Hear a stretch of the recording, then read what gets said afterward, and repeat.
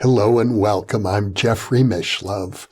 I imagine that by now many of you already realize that in conjunction with White Crow Books, we've just launched the new Thinking Aloud Dialogues book imprint, and our first title is There Life After Death?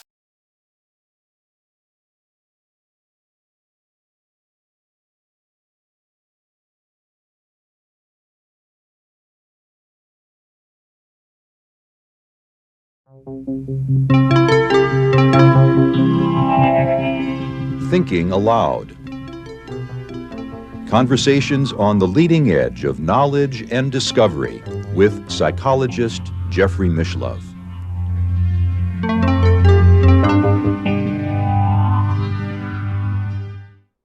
Hello and welcome. I'm Jeffrey Mishlove. Our topic today is the making of a paranormal investigator. With me today here in Albuquerque is Robert Bigelow. Robert is the founder of the Bigelow Institute for Consciousness Studies. He also founded the National Institute for Discovery Science, and he was the recipient of millions of dollars in federal government money for a research program called the Advanced Aerospace Weapons System Application Program. Robert is responsible for millions of dollars in grants and gifts to people working in the paranormal community. And I myself am the recipient of the Bigelow Institute's contest for the best essay about evidence for survival after death. And when I received that award, I acknowledged Robert for doing more probably than any other person to awaken people to the evidence for life after death and for stimulating the research community. So it's an honor for me to be with you today, Robert. Thank you for coming to Albuquerque. Thank you, Jeffrey. And I kind of look at you as the godfather of the entire field, of consciousness studies. So you're a bit intimidating sitting here in my humble little self here and being interviewed by such a famous person as yourself. Well, I can sort of feel the same way. You are an intimidating figure in your own right, I think, for many people, Robert. But what we're going to do now is talk about your early years, how you became the person who you now are. And I'm grateful, and I want to let our viewers know that we're going to be conducting several interviews while you're here in Albuquerque. This is the first one. We'll be talking quite a bit about your investigations. I didn't even mention in the introduction the Bigelow Aerospace Corporation, your interest in space exploration, and your interest in the paranormal and how they come together. But let's start out with your humble childhood, growing up in Las Vegas at a time when the city, which is now over 3 million people, had just a few thousand. Yeah. When I was born there, and at that time there might have been 20-some thousand, maybe 25,000. I was blessed to be growing up in that environment. There were so many things that were so interesting in the 40s and in the 50s. That's back when so many of the atomic bombs were going off above ground. So all of us that are still around that lived there at that time have seen a lot of mushroom clouds, and we were let out in the schoolyard to go see them if they were afternoon shots. A lot of the shots were at night or early morning, so that the winds were mild or non-existent at that time. Those crackers were phenomenal to watch. Usually the kilotons was between maybe 10 or 12 kilotons to 150 max, in that kind of range. And there were over 700 shots above and below ground. So we were used to the tremors and to the quakes of them, and it was a lot of fun. And a lot of the houses that had plaster ceilings always had a crack running down their living room, because the plaster would eventually crack with the constant shaking like that. Of course, Nellis Air Force Base was there, and that was a very active air base. And back in that time, they would break the sound barrier. And at that time, the protocols for not doing that just weren't either enforced that stringently or they didn't exist. So you'd hear this kabam, boom, and I'd be out digging a foxhole or something in my backyard, which I built I built a 2-story tree house, and a lot of foxholes and things. And so it was a great time to grow up. You could take your BB gun and go shooting anywhere. I lived about 2 miles from downtown Las Vegas, which was out in the country. That was out in the country. Mm-hmm. There were other houses around, but in 10 minutes in a car, you could be out where nobody was. Mm-hmm. Now it takes you an hour to get across the valley if you're lucky. If it's not work time. So it was a fascinating place to grow up, and night and day difference.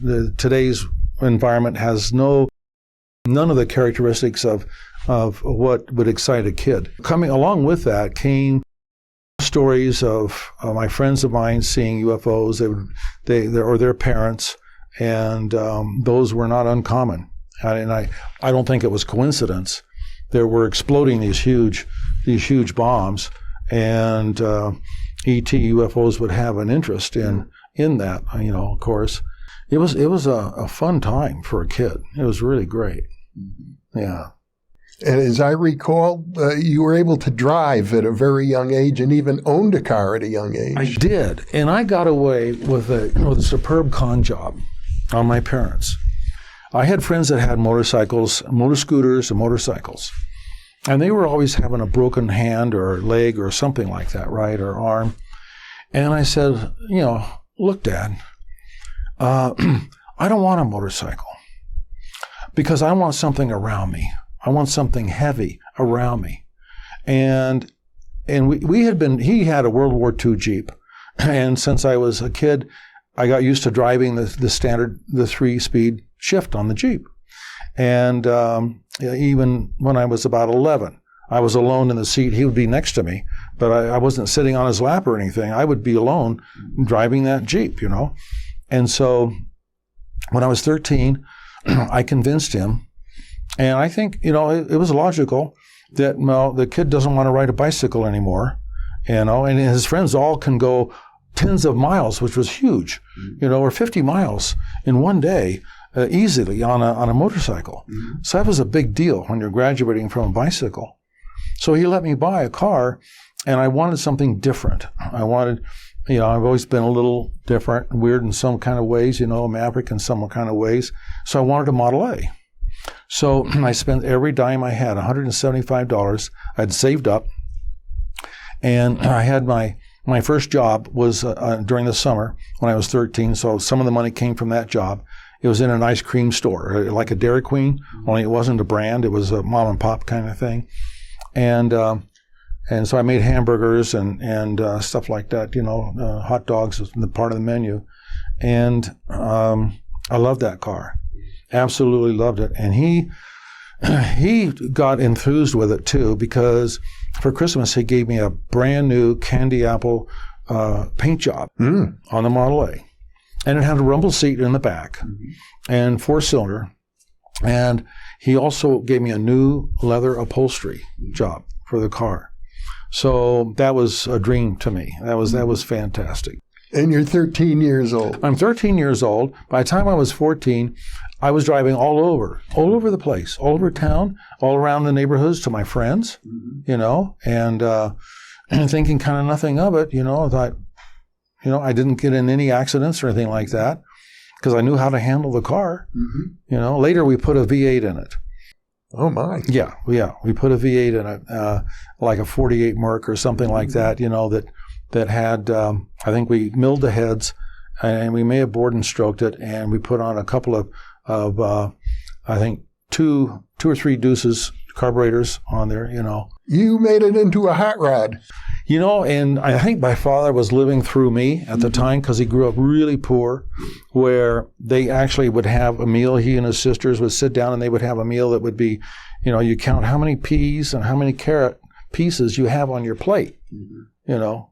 And so he never had anything like that. We didn't dream of it, you know. And his father was a prospector, always out, and an inventor.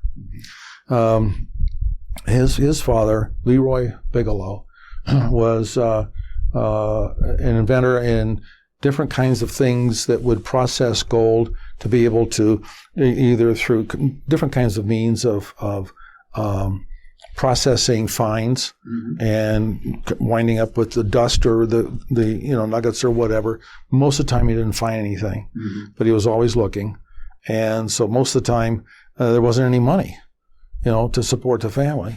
So my dad was really enthused and with me, because I was the only kid. I didn't have any siblings, no brothers or sisters. And so I was blessed because we always played a lot of sports together and did things together out in the desert looking for pottery or arrowheads or caves or anything, a rattlesnake, whatever, so any interesting rocks or whatever. So I was blessed. So it was a happy childhood. Oh yeah, it was hard to explain how neat it was. Yeah. At the same time, there were UFO activities. It was very rare, I suppose, that the people in Las Vegas saw all of these nuclear explosions. I grew up in Wisconsin. Of course, I've never seen an atomic explosion. But your parents, or your grandparents, I should say, your grandparents who lived nearby had a UFO encounter when you were a very young child. Yeah, we lived right next door, immediately adjacent to my mother's mother and father, my maternal grandparents, and he had given his two daughters each an acre right next to them. So my dad and mother built a house on the acre that he gave my mother. And it was a blessing to have my grandparents there because they were neat people. So in 1947, I had just turned 3 years old. And it was in about early June of that year, they had a really close, super close encounter. And there was nothing to do in Las Vegas except go for ice cream cones, or take drives someplace on, if you're not working during the week, So they had left in a later afternoon, and they went up a remote road going up to Mount Charleston, up to Kyle Canyon, and they were coming back down, and they saw this light, and it was kind of glowing, and they thought maybe it was a plane, and maybe then it kept glowing more and getting larger, and thought, well, maybe it's on fire. And it was coming toward them. And it got to where it began to be obvious it was really coming toward them, and they pulled off to the side of the road. And just as they stopped the car, the object filled the entire windshield up. And then at the split last second, they could see, as they're trying to duck, they could see this thing just take off, lightning quick. And I never knew this story until I was about 10 or 11 years old. I didn't know it. I was 3 at the time it happened. Yeah. I didn't know the story until I was 10 or 11. And so I did remember that my mom told me the story, and she said they were late getting back into town. And I said, well, why? And she said, well, it must have taken your grandfather some time to get his composure, after that kind of experience. So, but that's kind of relevant because, if you do abduction research and so forth, missing time is important part of the calculus of determining did an event happen and all that. So then I went to my grandfather and asked him about the story, and he wouldn't talk about it. He wouldn't talk to me, which wasn't like him, but he wouldn't talk about it. And then I went to my grandmother, and she barely talked about it. She just mentioned just a little bit, not much of anything, like it was just taboo, or they were scared to talk about it or something. And I think the psychology of that must have been so impactful of that event happening, and I kind of maybe just kind of chalked it up to that. So that was one time that happened. And then later, my mother was with them during daytime, and they saw a craft over what was called Sheep Mountain, and they were in that vicinity. And it was large, and then it just disappeared. It didn't move. It was just gone, type of thing. So back in those years, those are my two family experiences, aside from friends of mine, said, "Oh, I'm not supposed to tell you. My dad's going to kill me, but here's what happened, on our way back from hunting. At night, we came back through Alamo, and here's what we saw that landed alongside the road. And I was begging my dad and the other fellow, don't get out of the car. We had no truck. We were riding in a truck back from our hunting trip. And so stories like that stick with you. So you had those stories around you, people around you, but you also, as you explained to me, had a series of, we could call them recurring dreams, but there might have been more than dreams. They could have been. I just, I don't have any evidence that they were anything other than dreams.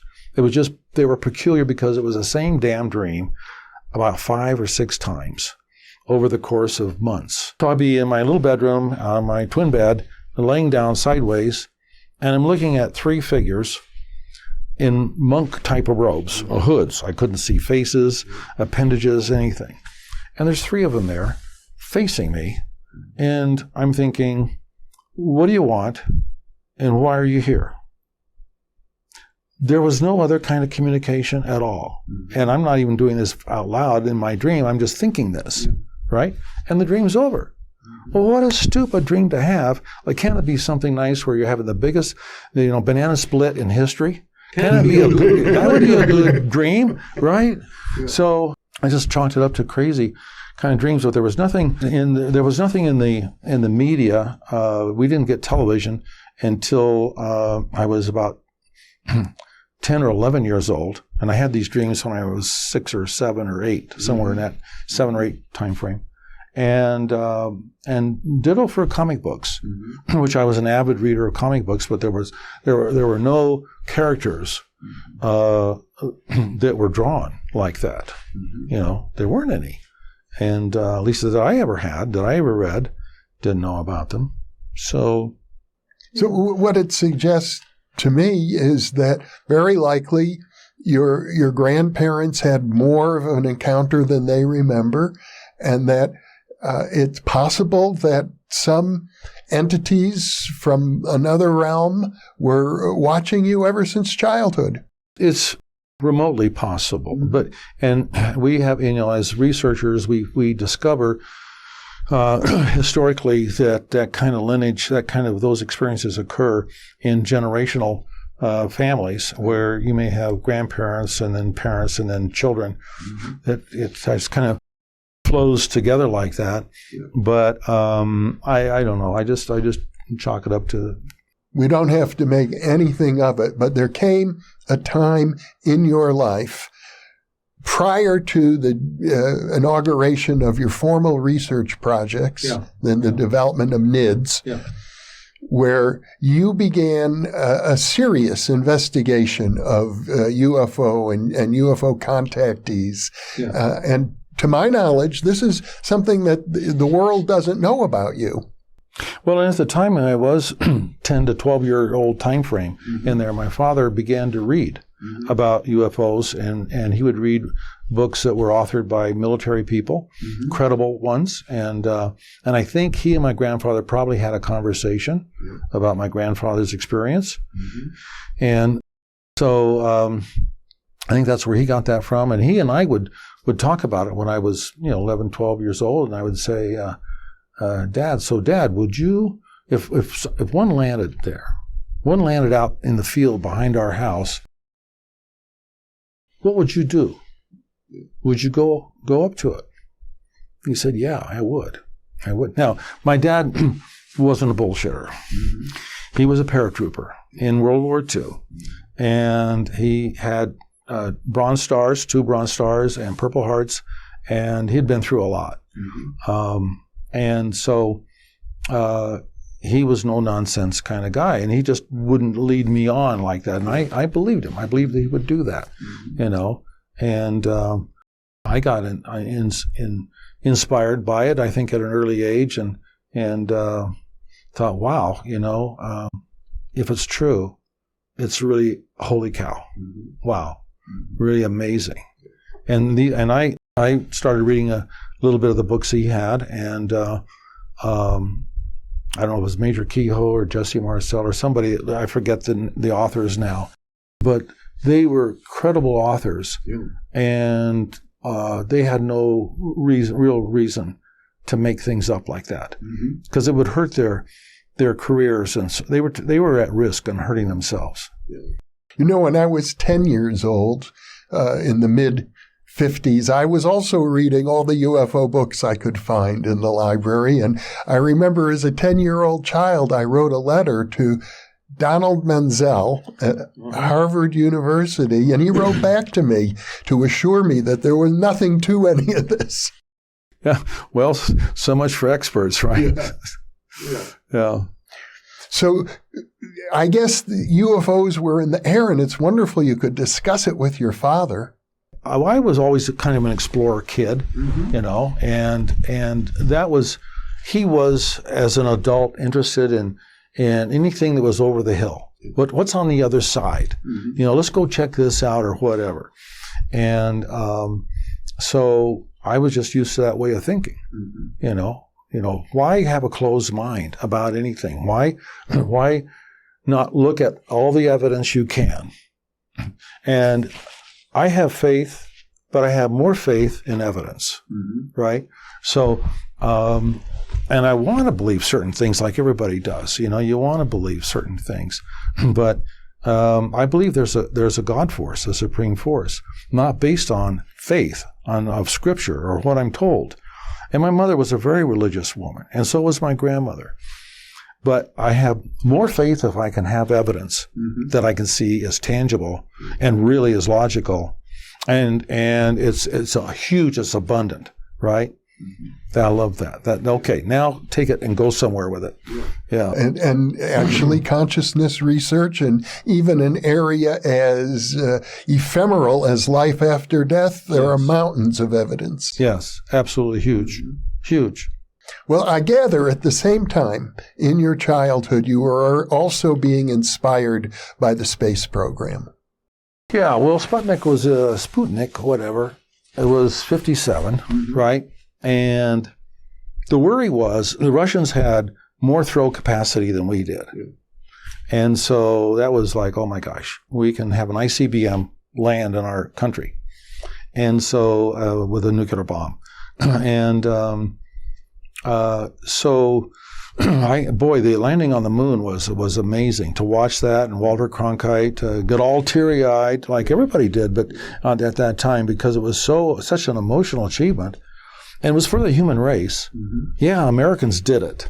Americans, that was a time Americans really had the right stuff, not only to really help win World War II, but to also get into something that's not political, like space, and actually demonstrate that kind of an achievement, and have those images of those guys walking on the moon was just really amazing to see it in real time.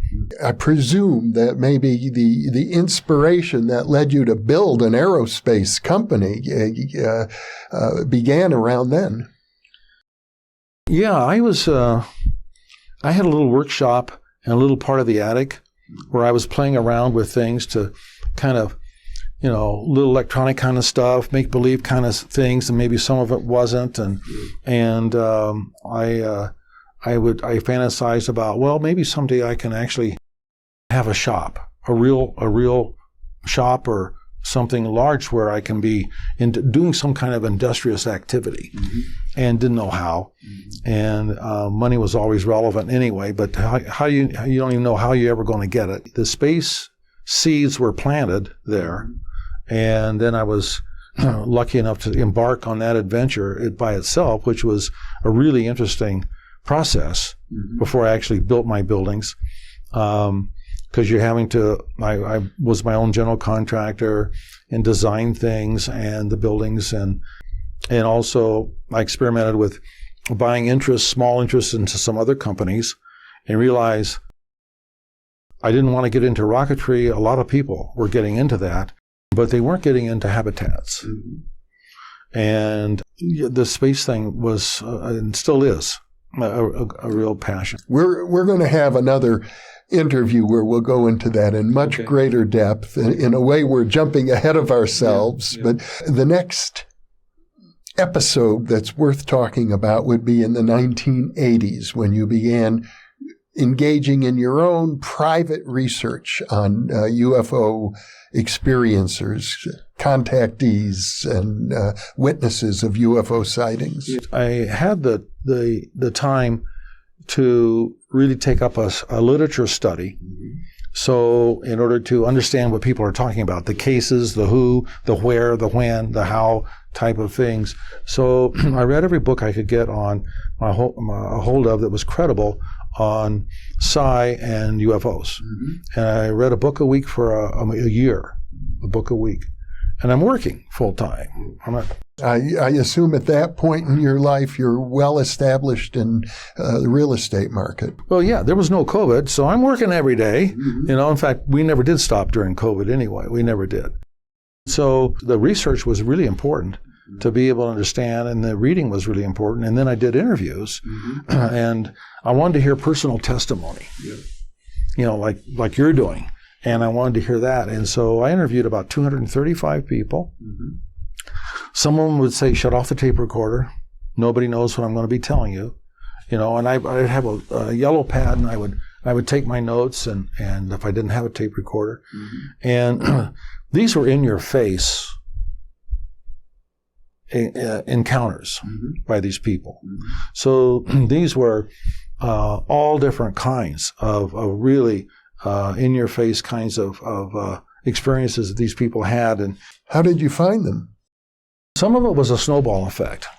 I would talk to somebody and then ask them if they knew of anybody else. Mm-hmm. And then ask those people. So we kind of spread like that. Mm-hmm. I also realized that there was a locus, a center of activity in Nevada, out by in little towns that we have outside of Las Vegas called Caliente, Pioche, and Panaca, and it's just off of the test site, a little ways off the S4 area. Those people, that was a gold mine of stories.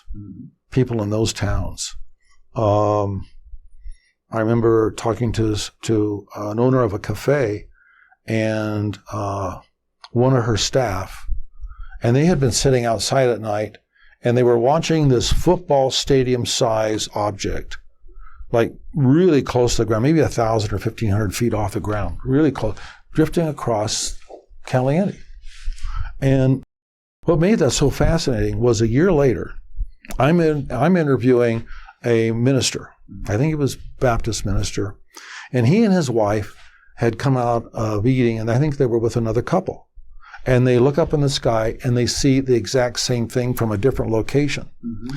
And that helped clarify something that the people told me that they mistook for appendages on the craft, but they weren't.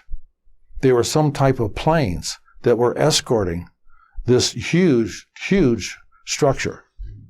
So that was really an interesting investigation for me, because I confirmed it a whole year later from people that were credible. Mm-hmm. I mean, who wouldn't believe a Baptist minister, And so there were credible people, multiple witnesses, and I did a multiple at the initial. So those kinds of stories were really interesting. Now you said planes. There appeared to be some kind of jets that were escorting.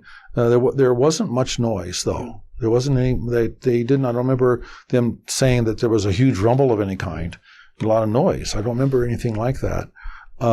This thing was gigantic in the sky, and it was being escorted where the people thought these lights were appendages on some kind of bars or tubes coming out, very long, and with lights on them for some reason. Well, it turned out from the other perspective, they were aircraft, is what they were, so lights from the aircraft. Well, the implication being that the large object was not human, but the aircraft were. maybe, yes or no. You don't know for sure. Mm-hmm. In that kind of context, you have so little information. You don't know who's making the big giant craft and who's making the planes or whatever the escorts are. Whether they're in fact even they are planes. Maybe there's some other kind of UFO, that's made to mimic, because you can have UFOs in any shape you can think of, any kind of shape you can imagine. So. Well, at the same time, you're doing very well in the real estate business. You've opened up a hotel business, the budget suites, I presume. So we're not a hotel. No. No, we've never been a motel. We've never been a hotel. Okay. Because those income streams are not reliable enough for me. Okay. I built and operated motels, maybe 3 or 4, and I built a small little hotel at one time, and but the income streams are not reliable enough. So I've been in the apartment business, and I accidentally picked that up from my grandfather, living next door, because he converted 4 horse stalls into studio apartments.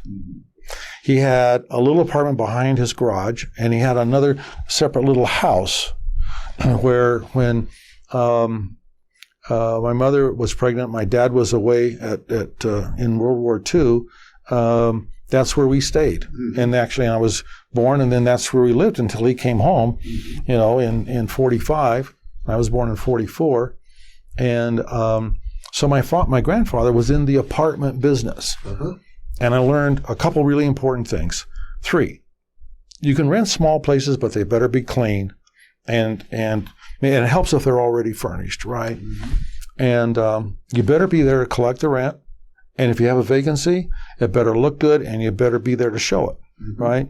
So no screwing around. So I learned that at a young age from watching him with his apartments. Now, I don't remember where I heard this, so you could tell me if I'm wrong, but somewhere I heard that you had the ambition to create an aerospace company, and you knew that you'd need a lot of money to do that, and you went into the apartment business with the idea of earning enough money to create an aerospace company, which I guess is what you did do. No, it was for survival reasons. So I bounced around in college. I went up to UNR. I went to Southern Nevada University. I went to Orange Coast College. And then I found somebody that would keep me. That was ASU. So I spent 3.5 years at Arizona State University. So I'm a Sun Devil. And so during all that, I wound up eventually getting married.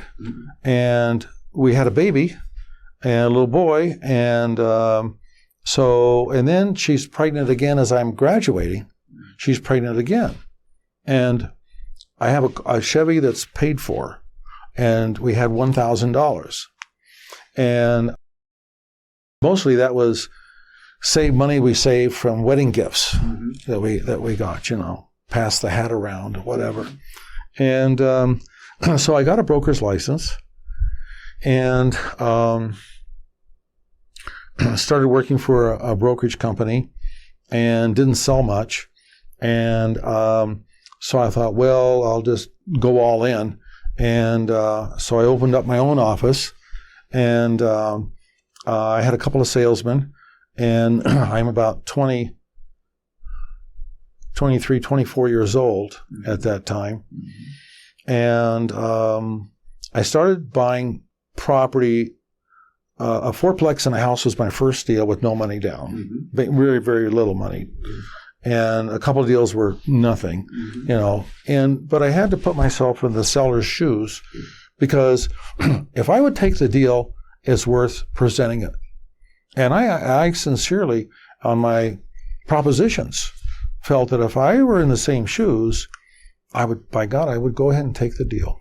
I would take the deal. So I began accumulating a portfolio of these things for a financial statement. And so mainly, they all cash flowed. They had positive net incomes. And so that's how I got into the apartment business, because I had a family to feed.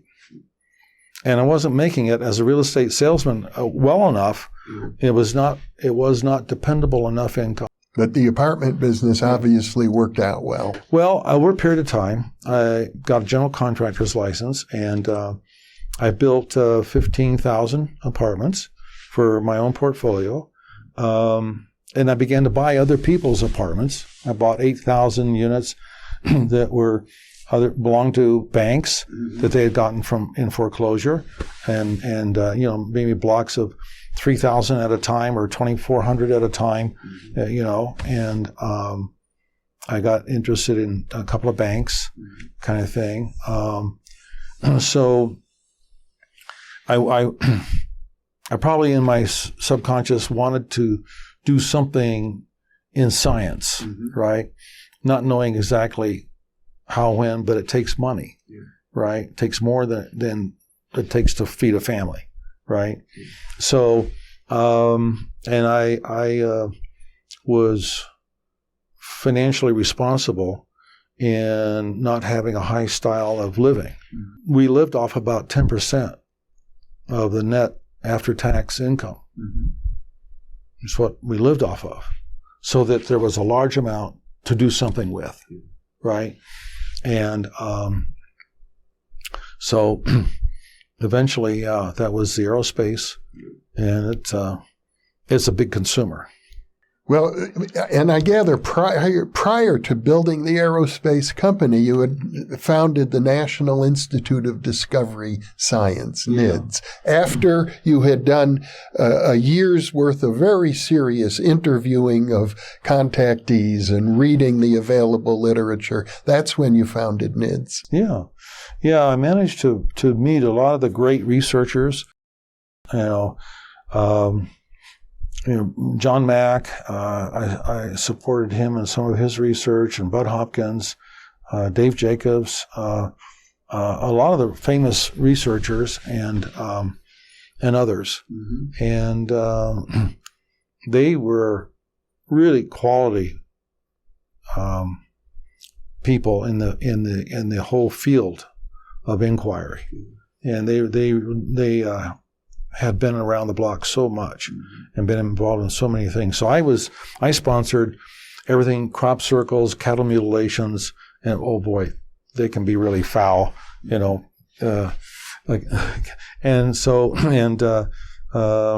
at a lot of regressive hypnosis sessions, writing out questions, where you have somebody that may have been an abductee, doing that kind of thing. Of course, looking at a lot of photographs, looking at doing forensics on materials extracted from different places and so on. Usually, if anybody has anything, people say, well, what did you come across something? Well, the question is silly, because if you ever have anything that's really more than just a piece of material, you're not going to say anybody that I don't have anything, but you're not going to say to anybody that you do, because it could be confiscated. It depends on the pedigree of how you acquired it and who also had it. And at one time, was it the federal government's? So if it's one time the federal government's, all of a sudden you have it, and now you're the bullseye, right, on trying to extract it from you, right? And so, in fact, that's why the government has very little. It's corporations that do. And because the FOIA doesn't work with corporations. That's the main reason. Meaning the Freedom of Information Act. Yeah. And so, and a lot of people in government, 99.5% know nothing. And that runs clear up in some cases, the President of the United States. Because that's on a need-to-know basis, and what can they contribute to, and why should they know? Just because they're an elected official. That subject is so huge and consequential that you can't always trust just an elected official. I'm under the impression that most government officials are not capable of digesting material that is so bizarre and complex. Well, even the very, very few companies that have a very difficult time being able to back engineer anything. Very difficult time. And a lot of it may be tied to consciousness. So at this point in our discussion, you founded NIDS in the 1990s, as I recall. Came across a number of different people. I had sponsored a radio program for about 9 months, Art Bell's show, and we called it Area 2000. And he's like George Knapp. You know, he has an amazing low, deep baritone voice, and he was a great guy, as is George. I was helped in finding hosts or guests for the host for Bell to interview by John Alexander. So he helped me. I knew some people, but he knew a lot of people too. And so we got the guests there, and Art would interview them. And so I did that about 9 months, and then I stopped. It just got to be interfering with other things I had going on. And then he syndicated it. And I think that was the precursor to Coast. His syndication evolved into that later, you know. Which makes you a very seminal figure in the development of this. The Art Bell show became huge. Well, yeah, but I kind of was just like a little injection of but basically it was him. And the way he could handle it and everything, and it was him. And NIDS ran for a number of years, and you closed it down as your aerospace business was building.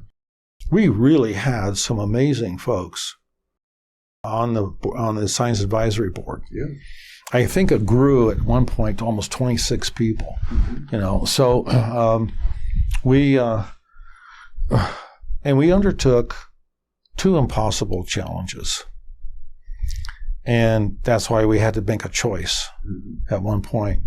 So we had we had to come to Jesus and try to make a choice, because it was either UFOs or survival of permanent bodily death. So the hallmarks of mankind's 2 greatest questions of all time, other than God force. And Ian Stevenson was on our board, and Bruce Grayson, Emily Cook, people you know were on our board, Jessica Utz. They were predisposed to the survival topic, obviously, you know. And I had guys. I had 2 astronauts on the board. I had 1 or 2 people from CIA. I had people that were medical practitioners, psychologists, a 1 or 2 star Air Force general, and everybody was and people. The people from Los Alamos were great. Everybody had a personal reason, if not because they saw something that defied explanation in conventional physics or whatever. They had a close family member that did. So they had a vested interest in it. It was during that time I bought the Skinwalker Ranch as a living laboratory, you know, which we owned for 20 years.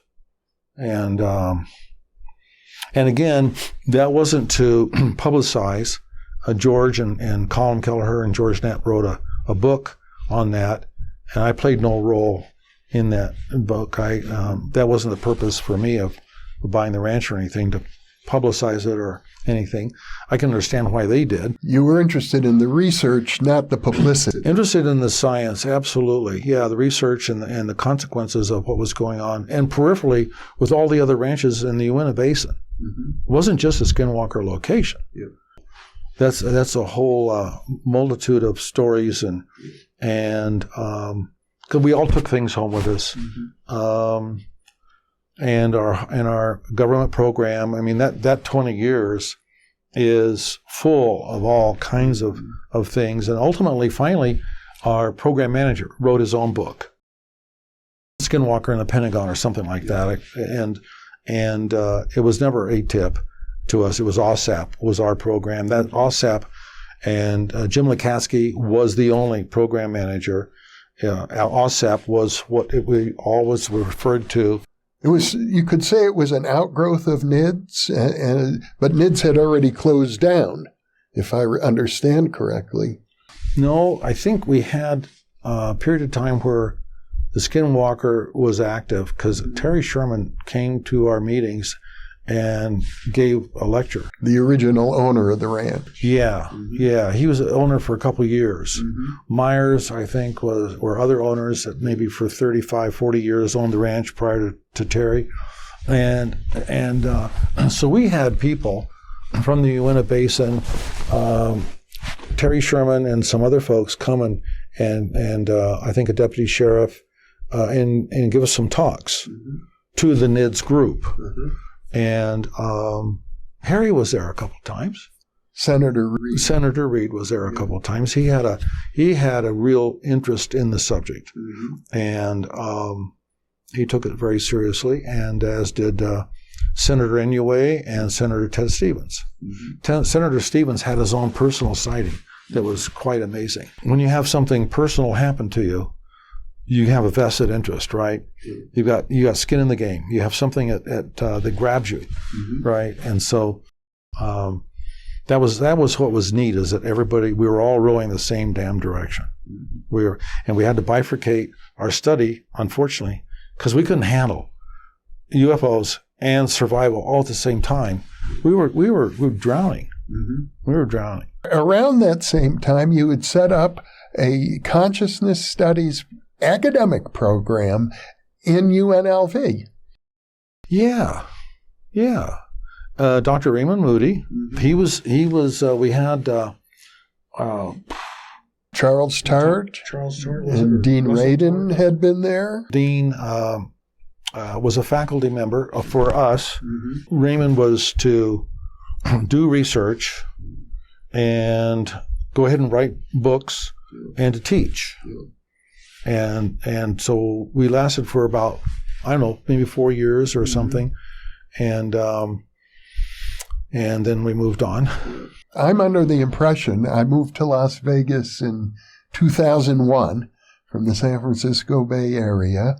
Got to know Raymond Moody. He's the one who first brought me to Las Vegas. I spoke for his class at the Consciousness Studies program. And then a few years later, everything got closed down. NIDS got closed down. The program at UNLV got closed down. And I'm under the impression that it's because you wanted to devote all of your focus to the aerospace business. That was an endeavor that was all-consuming if you're going to try and do it right and really take it serious. And you talk about this, we're going to be talking in more depth about this subject, but after looking at other companies and buying into some other companies and then stumbling upon a story, I think I discovered the existence of expandable technologies from a story about how Congress had cut NASA's program. The ISS, the International Space Station, was just in its very early formative stage of development.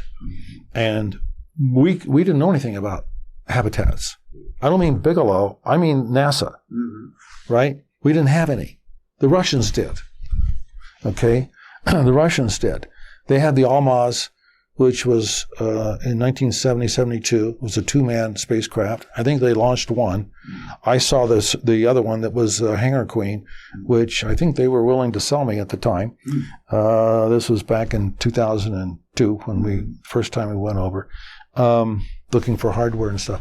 And so Congress wanted NASA's exclusive focus to be on the ISS and not monkey around with something silly like an expandable habitat, and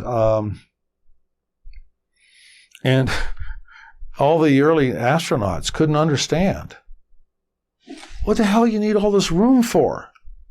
Because these are guys that flew in Mercury or some other little cramped kind of thing, where you couldn't squeeze in a small cat.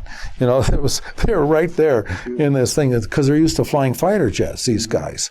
the Mercury 7 and all. I mean, these guys talk about guts, right?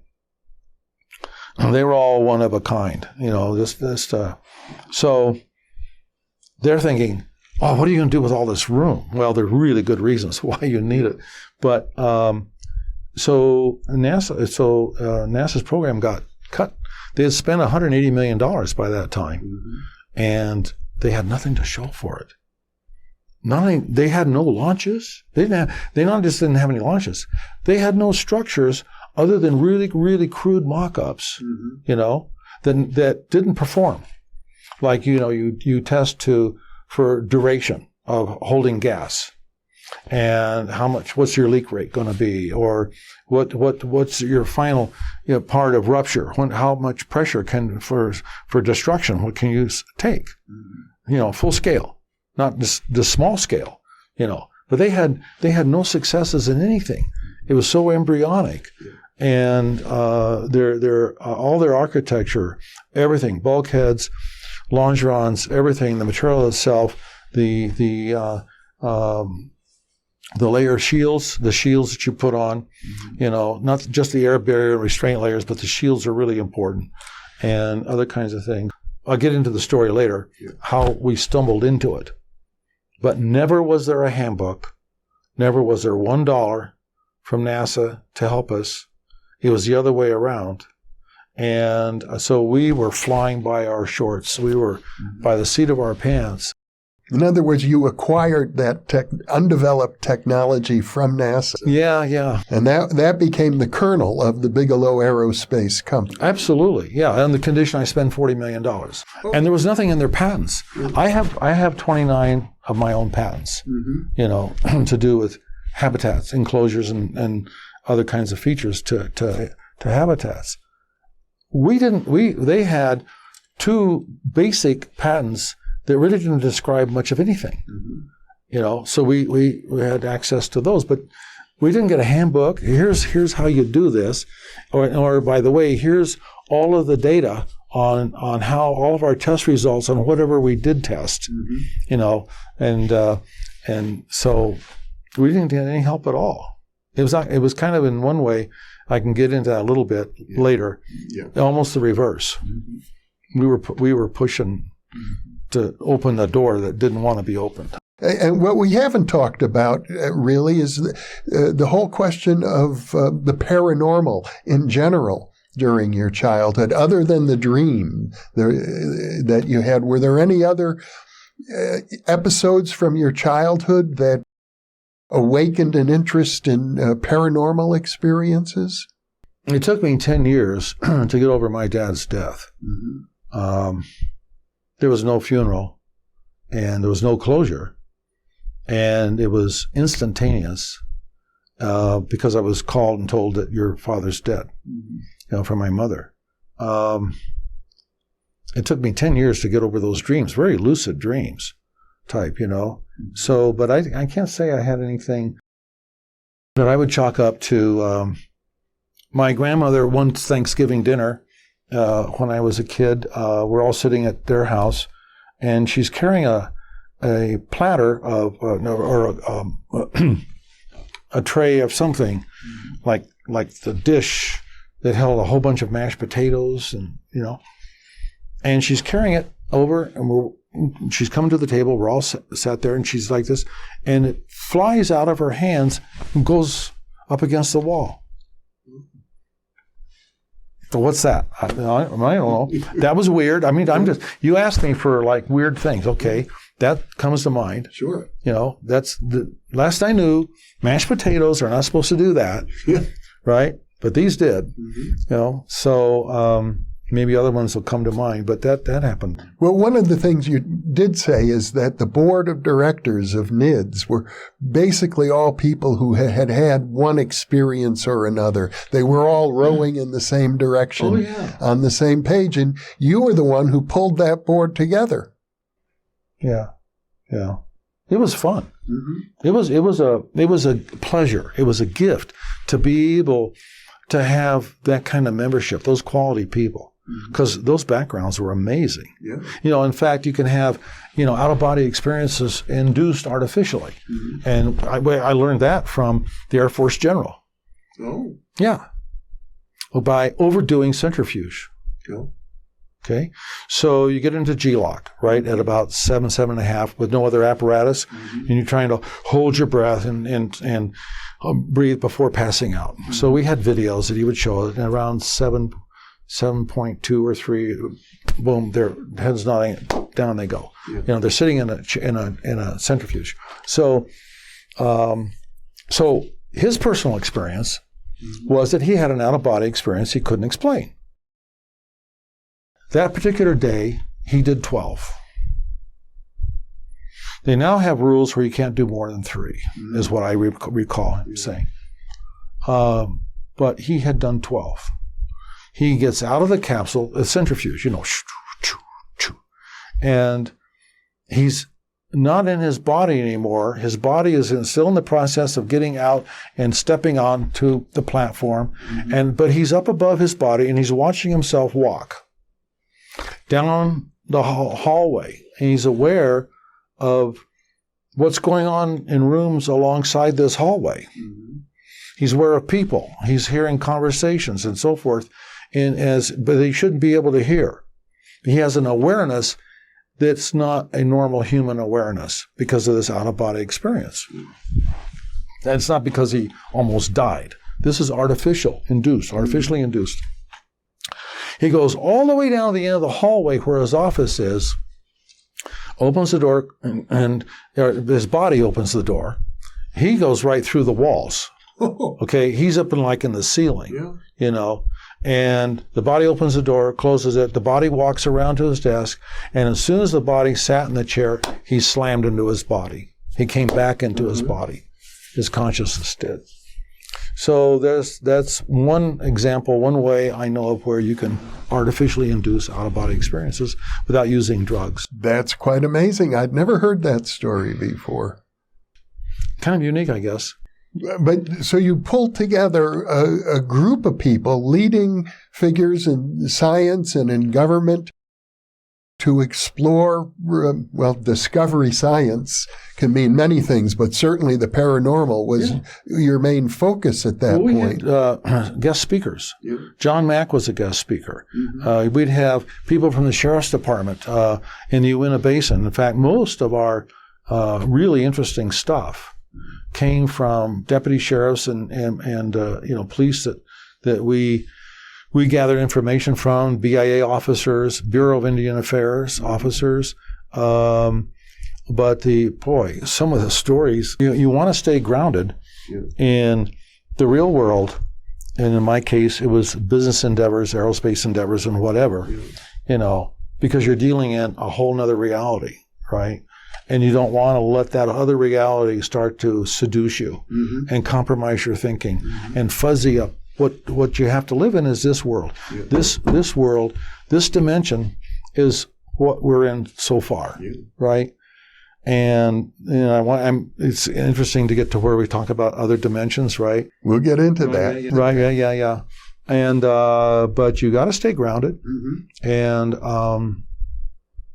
so it was just such a pleasure to deal with all those kinds of people. That were, they were folks that had been career people in the intelligence agencies, intelligence. So we worked for the DIA. We were card-carrying members of the Defense Intelligence Agency as a contractor, right? So in the OSAP program. Yeah, that's DIA. We were just contractors. But to be clear, the OSAP, the Advanced Aerospace Weapons Systems Application Program, if I understand correctly, was instituted under the auspices of the Bigelow Aerospace Corporation. There was a down select for that. We had advantages other companies didn't have. So that's why we were selected. Right. We had the living laboratory of the Skinwalker Ranch. We already had a history of accumulating the best science people Jacques Vallée was on our board, and the best science people in the UFO field there were at the time in the United States. And so we had relationships overseas in Brazil and Europe, connections. So we were able to have analyses done at certain labs that I can't mention. Even to this day, it's probably silly.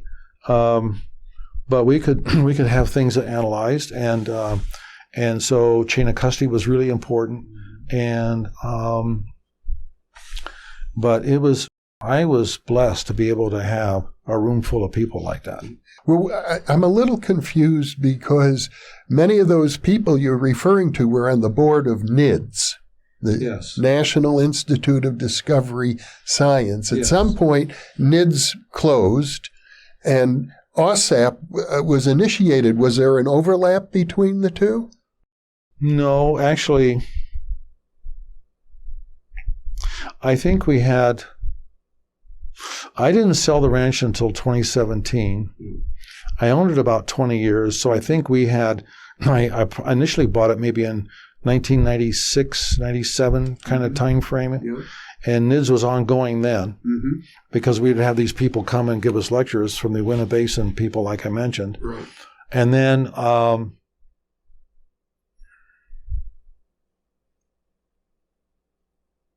we had already been doing a lot of, without the OSAP program, we were already, I was supporting research on to cattle mutilations and crop circles and other kinds of field crash retrieval cases, like I did.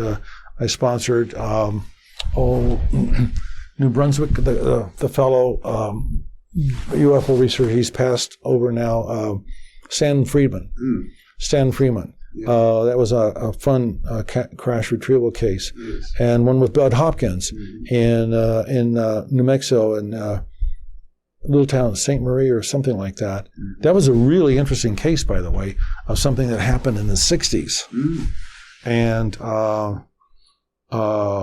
we were able to talk to people that, like the dispatcher and other people, and some other ones just kind of disappeared, but that was really interesting too. But so the OSAP program, I think you're right. I think NIDS had closed by that time. And to be specific, NIDS didn't close except for the fact that you closed it.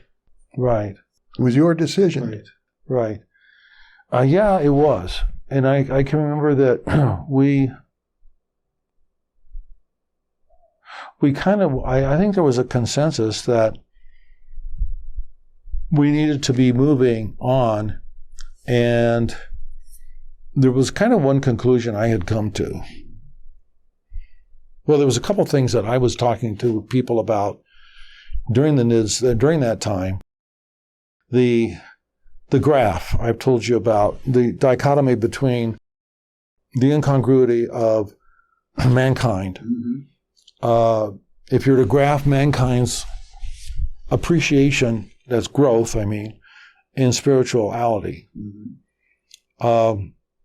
concurrent with mankind's appreciation and growth of technology, not only do those lines never meet, the spirituality just kind of bumps along the bottom, up and down, up and down, up and down. And the technological one slopes and starts to go vertical and then starts to go hypersonic. You're jumping, right? And that I thought, oh, wow. And I'm going back 25 years. And I thought, oh gosh, and I talked to a couple of folks about that and on our board, and they said, oh yeah, it's going to be a huge problem because we could be the Klingons, right? We don't have the right stuff to properly control the technological advances that we can create. Too much reptilian brainstem, in us.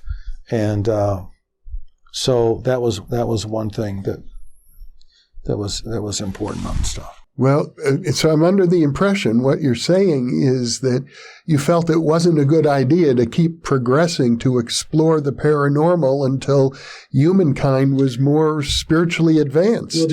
Well, the aerospace thing kind of took over because there was the second thing that I felt was quite likely, besides consciousness controlling craft, and you're having a tough time back engineering, besides not having the right materials.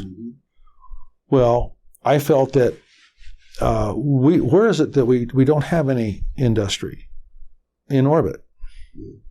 So before the aerospace company was really going much at all, and I was kind of maybe in the late 90s investigating getting into it, but not knowing. I thought, well, what if amalgams and other kinds of composites were birthed in a microgravity environment, and we don't have any of that, so we're not able to get 80 layers in a tenth of a millimeter strata, and which we couldn't duplicate, or the fineness or the purity of some materials, right, that we couldn't duplicate. And if I understand correctly, what you're referring to are objects that you had collected while you were working with NIDS that appeared, according to reports, that these things may have fallen off UFOs, and they were examined in laboratories, and they were composites of this sort. Basically, there was a researcher that had extractions of, he would extract anomalous objects from people. And we would get those tested. I mean, I know Jacques Vallée had a collection of such objects, and Hale Puthoff has published some analyses of these objects. My feeling still is that until we get a robust, really decently sized and capable laboratory in space, not just the little things that you fool around with on the ISS, but something substantial, something where you can really have things occur serendipitously, which is about half of all things occur because of that. The things that just happen to happen. We're never really going to know how certain kinds of materials are acquired, given the menu, the periodic table that we're dealing with, right? So, and maybe where ours is not complete as it is. Well, now, this is interesting because it gives me a new insight. It seems as if one of the motivations then for building these inflatable habitats that could be placed in orbit or even further out in the Lagrange points is to set up laboratories, rather large-scale laboratories, for doing things that can only be done in a zero-gravity environment, but to some degree was inspired by the idea that certain composite metals were manufactured this way and were associated with UFOs. So, yeah, but it's still speculation, and the fact is you got to make money first. Right? So you have to go down through the parochial ways, tourism and other kinds of things, maybe movie industry, whatever. And, new kinds of sake that's flown in space, because the Japanese did a lot of that, where the yeast is grown there in orbit, and they put it in the sake, and then they can sell it by the ton. You have to have some kind of business concepts, right? So we had a lot of those different business concepts too. And then at some point, you can say, okay, let's go do a lab that nobody has. Let's do a big friggin' lab, right? A big friggin' lab. And maybe you don't want some of those labs occupied, because you want to be able to destroy the lab if you have to. This is getting very interesting, Robert, but I know we've covered a lot of ground at this point, and this may be a good stopping point. Okay. For the time being. I think we can summarize, I suppose, by saying that You began your career as a paranormal researcher with a very wide scope, looking at many different things and an enormous curiosity, but underneath it all was a strong, I would call it a pragmatic sense. You knew what makes things work and what makes things not work, and supporting all of your work has been a sense of business, a sense of running things in a business-like manner so that you had positive cash flow. Well, yeah, I'm an explorer, and I'm a maverick explorer because I don't go down the traditional paths, right? And I think in the UFO topic, personally, I probably spent more than anybody else has in this country on that subject. But it gives you back. It's not all a one-way give kind of thing, because you're taking back the adventure. Mm-hmm. It's what you're rewarded with. The people you meet, the what-ifs, and it can lead you onto other kinds of things that, oh my gosh, all of it starts to fit together. It starts to all connect, which is a really big deal. Well, I think this is a great introduction for viewers who want to understand the man and not just what little tidbits are available on 60 Minutes and other news accounts about who you are and what you've done. It's been a pleasure to sit with the Godfather and have this discussion. No, I think you're the Godfather. I'm not the Godfather. As amusing as it is to picture myself as one. But Robert, thank you so much for this program, and I want our viewers to know we plan several more conversations. This is just the beginning. Thank you very much. And for those of you listening or watching, thank you for being with us. You are the reason that we are here.